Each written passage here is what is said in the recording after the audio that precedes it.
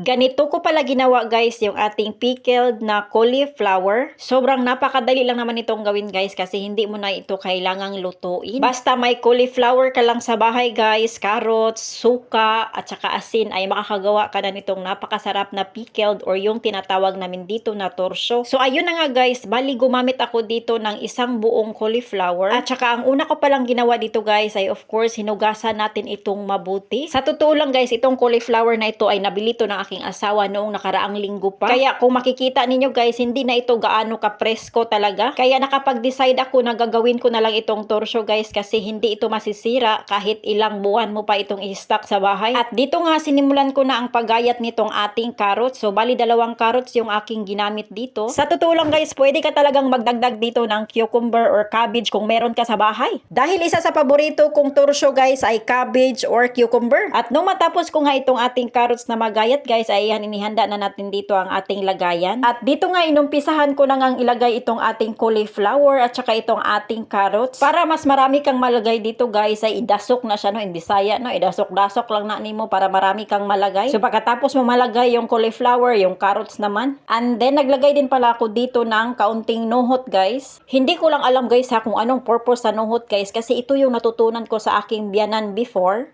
Every time kasi guys na gumagawa kami ng torso ay maglagay talaga kami ng nuhot. Hindi ko talaga alam kung bakit. So nahihirapan din ako sa kalisod before magtanong sa aking biyanan kasi nga hindi naman yun makakaintindi ng English. So hindi ko ma-explain sa kaniya kung bakit ganito, bakit anong purpose niyang nuhot, kung bakit nilalagyan ng nuhot itong ating torso. Kaya parang wala nang daghang langas. So hindi na ako nagtanong mga guys. So dahil nga guys puno na yung malaking jar natin na ginamit kaya kumuha tayo ng reserba, isang jar na maliit. At dahil nga kunti na lang yung ating cauliflower at saka itong ating carrots kaya nagdagdag ako ng beetroot guys.